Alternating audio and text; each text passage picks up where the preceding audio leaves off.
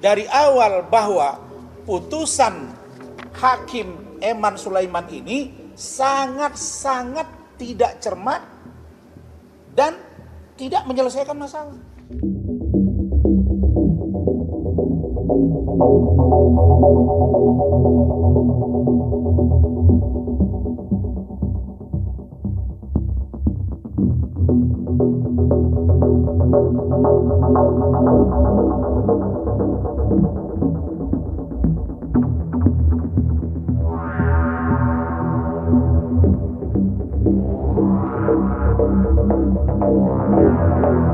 Dari awal bahwa putusan Hakim Eman Sulaiman ini sangat-sangat tidak cermat dan tidak menyelesaikan masalah. Tidak menyelesaikan masalah. Ada 9 poin yang menjadi amar putusan. Dan dari 9 ini saya sudah jelaskan dan saya pertegas lagi. Ada 2 yang sangat-sangat tidak menurut saya logik. Tidak logik dan kontraproduktif. Pertama, menyatakan tidak sah. Poin 5 ya.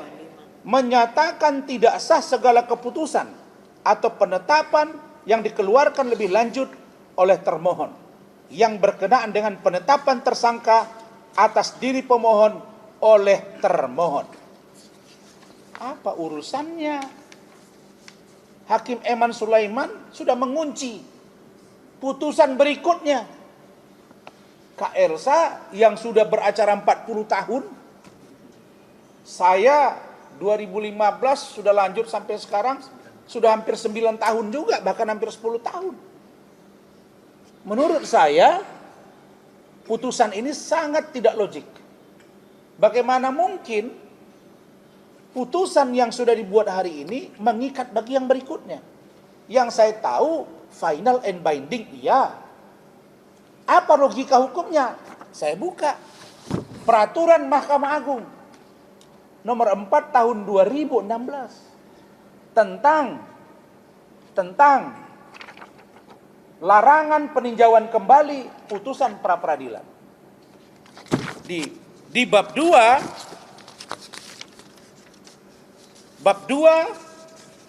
objek dan pemeriksaan pra peradilan pasal 2 ayat 1 tentang objek pra peradilan, sah dan tidaknya penangkapan, ganti rugi dan lain-lain pemeriksaan pra peradilan. Ayat 3, putusan pra peradilan yang mengabulkan permohonan tentang tidak sahnya penetapan tersangka tidak menggugurkan kewenangan penyidik untuk menetapkan yang bersangkutan sebagai tersangka lagi setelah memenuhi paling sedikit 2 alat bukti yang baru dan sah dan berbeda dengan alat bukti yang sebelumnya. Maka putusan Hakim Eman Sulaiman ini kontraproduktif dengan ini kan Kak? Karena masih bisa dibuat sprindik baru dengan barang bukti yang baru. Nah, bagaimana pendapat hukum berikutnya itu nanti disampaikan oleh Bu Elsa. Yang paling penting menurut saya adalah saya menghimbau, saya berharap agar satu, Polda Jawa Barat, apakah itu melalui tim kuasa hukumnya, karena saya dengar akan ada tim hukum yang nanti juga akan diramu, akan dijelaskan oleh Bu Elsa, bahwa kita harus menguji poin atau PowerPoint yang diajukan atau yang disampaikan dalam pertimbangan oleh Hakim Tunggal, yaitu tentang DPO, itu kan, daftar pencarian orang. Kalau bahasa Inggrisnya wanted. Dan DPO ini jelas menurut aturan hukum yang kita pahami, menurut SOP, menurut Perkaba, menurut Perkap, Perpol, diatur DPO adalah tersangka. Belum pernah saya dengar seorang DPO tidak tersangka. Yang saya tahu DPO tersangka. Tapi Hakim Eman Sulaiman mengatakan DPO dipanggil dulu 3 kali Kak. Pakai surat 1, 2, 3. Tidak, baru tangkap. Sejak kapan DPO dipanggil dulu? Kalau besok Harun Masiku yang sejak tahun 2021 DPO, besok ketemu di sini, kasih surat dulu, saya pastikan 1000 kali dia akan lari. Ini logika yang terbalik. Jadi hakim bukan segala-galanya, Bapak. Hakim juga bisa kita duga punya muatan. Hari ini Indonesia, negara Republik Indonesia ini sudah sulit kita mempercayai kulluhum ajma'in, seluruhnya. Tidak. Pengacara ada yang ditangkap, ada yang masuk penjara, ada obstruction of justice, ada penyuapan, ya kan Kak? Polisi juga ada, jaksa juga ada, hakim juga ada. Jadi saya, ya kan Kak? Jadi saya tidak serta-merta mempercayai bahwa hakim ini adalah orang yang paling jujur. Tidak juga, karena bercermin dari potret hukum hari ini.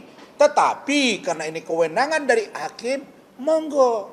Tapi tolong Pak Hakim, jangan melampaui kewenangan. Karena itulah kita akan mengambil sikap melaporkan ke Komisi Yudisial dan Badan Pengawas Mahkamah Agung. Berikutnya, kita mendorong masyarakat biasa. Apa tadi? Contoh dari Bitkum Polda Jabar. Tolong berkirim surat ke Badan Pengawas Mahkamah Agung, Kak, untuk memastikan apakah benar DPO itu dipanggil dulu 3 kali. Apakah benar diperiksa dulu sebagai calon tersangka atau tidak. Itu yang setahu saya yang keadaan normal. Terus dia bilang OTT, ada bunyinya begitu Kak ya, kecuali OTT atau operasi tangkap tangan. Operasi tangkap tangan dilakukan oleh KPK misalnya, tetap yang bersangkutan itu adalah saksi dulu. Tidak pernah OTT langsung tersangka. Banyak orang yang ditangkap bersama dengan bupati wali kota, lalu sebagian dibebaskan. 1 kali 24 jam yang diperlakukan begitu kan gitu Kak. Saksi dulu baru tersangka. Tidak pernah seorang DPO itu orang tangkap tangan itu langsung tersangka, tidak pernah. Kan gitu Kak ya. Itu jelas, diperiksa dulu, didalami dulu. Nah, ini seolah-olah operasi tangkap tangan itu bisa dilakukan. Saya sudah lihat berkali-kali KPK OTT itu saksi dulu, barulah besoknya ditetapkan sebagai tersangka. Karena ada kewenangan 1 kali 24 jam. Kalau untuk korupsi dan lain-lain, kecuali terorisme. Terorisme 7 kali 24 jam. Nah sekarang dia mengatakan harus ada surat panggilan, harus dipanggil pakai surat, harus diperiksa sebagai calon tersangka. Ini menjadi surga para penjahat di Indonesia ini kalau ini tidak dilakukan uji ke Badan Pengawas Mahkamah Agung. Berikutnya saya juga ingin meminta agar masyarakat menguji poin ini juga ke Mahkamah Konstitusi. Supaya jelas. Kemudian kita ingin tahu kedudukan Perpol, kedudukan Perkap, Peraturan Kapolri, kedudukan Perkaba, Peraturan Kabar Reskrim, ini disesuaikan. Karena setahu saya, Perkap, Perpol, Perkaba itu internal Polri. Tidak boleh menjadi pertimbangan hukum bagi penegak hukum yang lain. Karena itu berlaku SOP-nya di dalam, kan begitu Kak. Nah barangkali itu dari saya dan terkait dengan saudara Peggy Setiawan dan juga putusan dari Pak Eman Sulaiman. Menjunjung tinggi prinsip jurnalisme dalam setiap tayangan terbaiknya, Kompas TV menghadirkan berita bernilai sebagai referensi. Ikuti semuanya dan pastikan diri Anda lebih berkualitas bersama Kompas TV.